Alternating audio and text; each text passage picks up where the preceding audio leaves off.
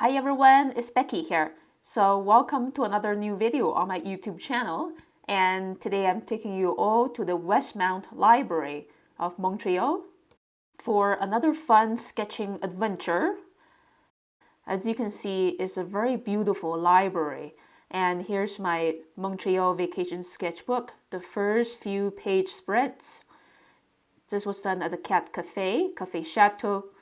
I also sketched a peach wine bottle, the John Toland market from the previous video, and today I'm going to work on this blank page spread of the library interior in front of me, sitting down at this big table with a gooseneck tripod attached to the edge of the table, and to film my sketching process. So I'm using a HB pencil to block in the big shapes, the arches, the pillars, the windows in the back, and these bookshelves, the tables, with a sense of three-dimensionality and perspective.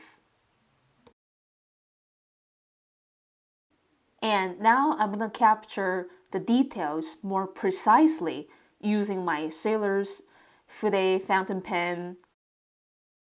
Now I'm drawing the contour outline of the first arch I want to include in my composition, and the top of the pillar. I think this is the crown area of the pillar, and simplifying the carvings of florals on it using relaxing doodly lines to summarize what I see instead of stressing too much on accuracy. Now I'm moving on to drawing the shelf holding the newspapers, local newspapers, as well as the famous New York Times. And this library has a very nice selection of newspapers, magazines, and books. And I feel that the staff working at the library here could be my friends, because their selections of books recommended to readers are pretty much all the ones that I would love to read. And drawing these newspapers laying down on the lower part of the shelf.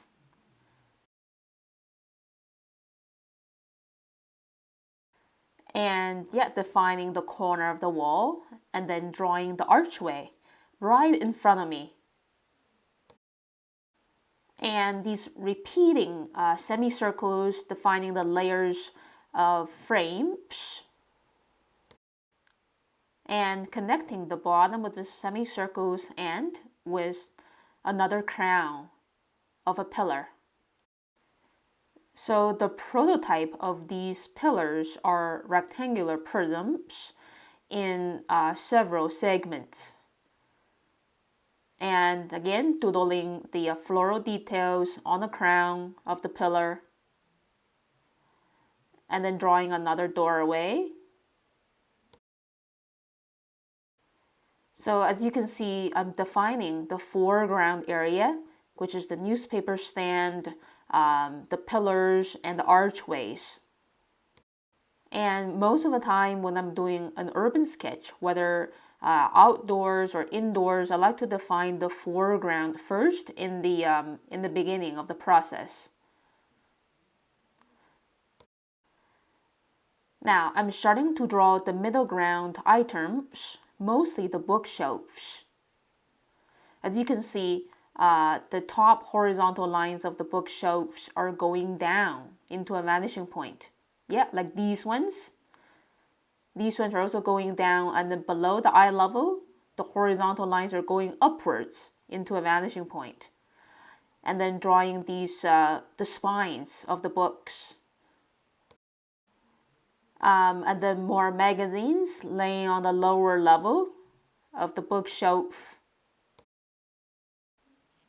Yeah, and adding some small details and a bit of accentuation, on these layers. Now, I'm going to have fun drawing the couple reading at the table, the profile view of a man, and the chair, the legs, and flipping through a book. And I'm going to draw the lady. I think they're together, reading right beside him. the legs of the table and the supporting structures. Another person, sitting on the other side of the table with a water bottle.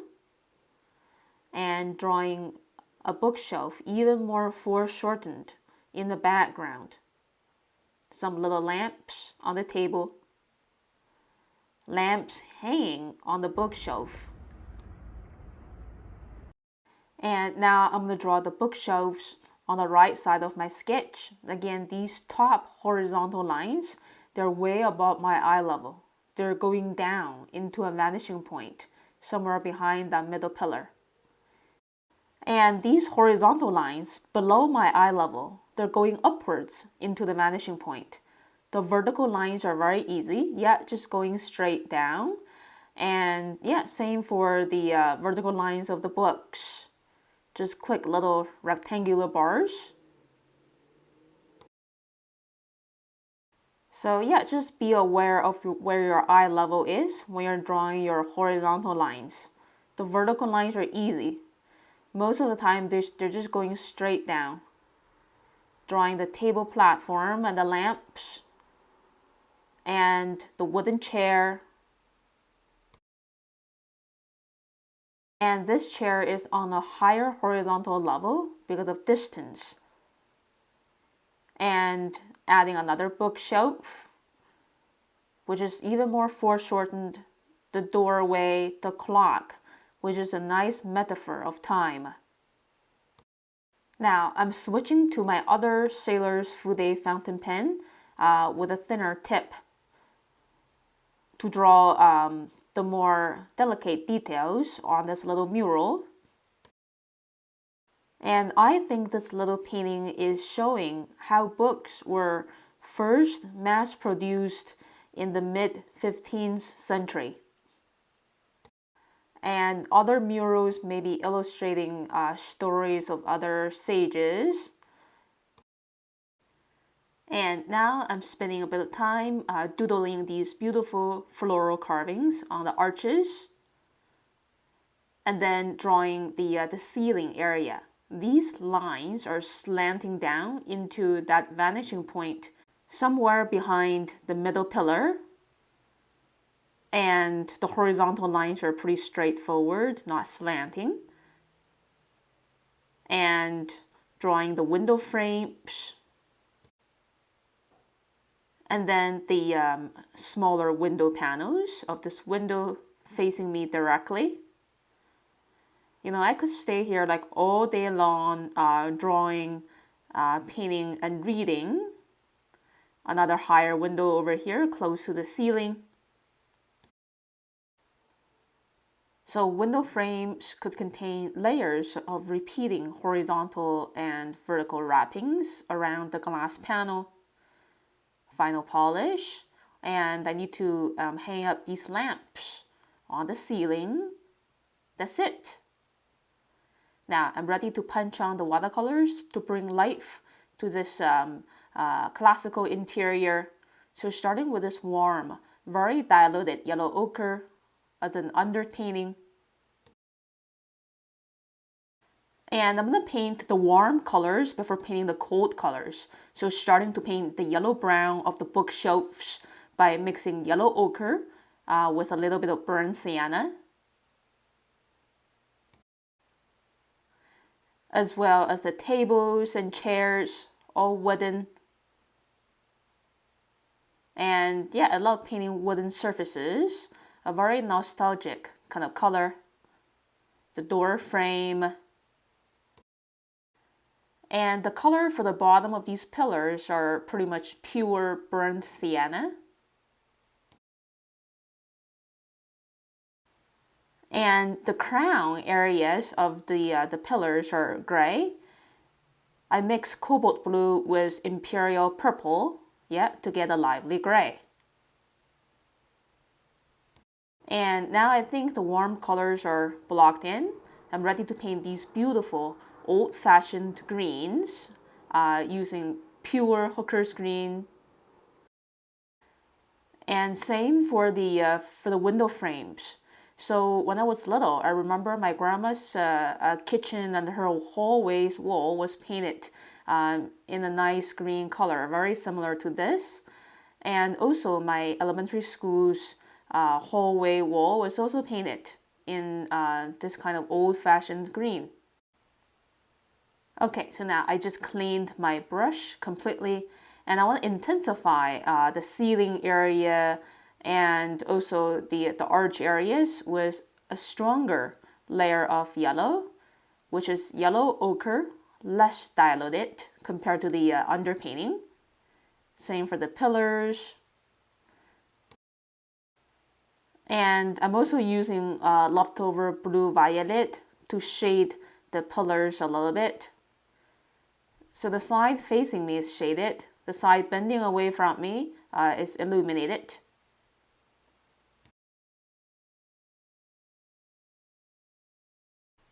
And I'm going to continue to use the mix of cobalt blue and imperial purple to shade these yellowish areas. So I'm dealing with a backlighting condition, so most areas in front of me are shaded. As you can see, daylight is streaming in from the big window with the green frame right in front of me. But I'm not shading every single area that's in front of me. I'm focusing more on the heaviest shaded areas, mostly the shadows. And using leftover green to paint the leaves on the tree right outside the window. And yeah, so when you're dealing with a backlighting condition, when most things are shaded in front of you, you don't have to overpaint the shading tone. So either keep your shading tone very diluted, as a gentle glaze over your bright surfaces, or just focus on the big heavy shadows only. And now I need to shade the bottom of the pillars using the shaded brown tone, which is a little bit of imperial purple mixed into burnt sienna. The surface is a little marbleized, so I'm using loose brush marks, wet into wet. And using less diluted blue violet to shade the crowns of the pillars.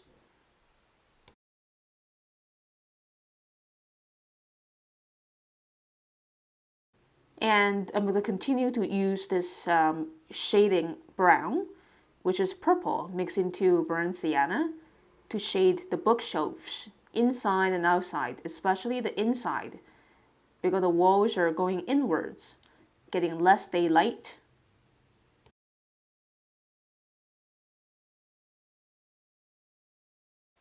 Okay, so now let me give you some information about this library while I'm finishing things up. So this library was founded in 1897 to celebrate the Diamond Jubilee of Queen Victoria. Robert Finley was the selected architect to construct this library, and the construction period took place between 1898 to 1899. And Robert Finley was inspired by the public libraries of New England he had visited. So yeah, that's how he was inspired to build this Westmount Library. Yeah, including these beautiful arches and the pillars, the ceilings, and also the exterior. So the exterior and the entrance of the library is also very beautiful. So I visited this library before, back in 2019 when I studied for my master's at Concordia University. But yeah, today the library entrance area is shut down due to a renovation in progress.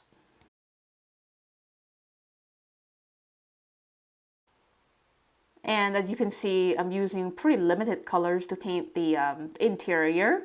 And it's nice to use limited colors to paint to easily generate a sense of harmony without using too many, crashing fancy colors.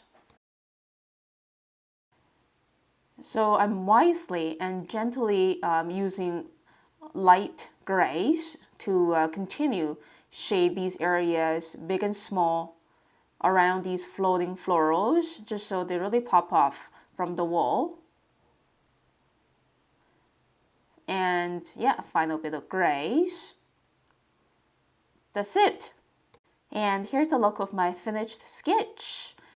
And I really enjoyed my time here for almost 2 hours. So thank you so much for watching this video, everyone. If you like it, please click like and leave me a comment below. And stay tuned for more fun tutorial videos of the nice locations in Montreal that I visited on my summer vacation.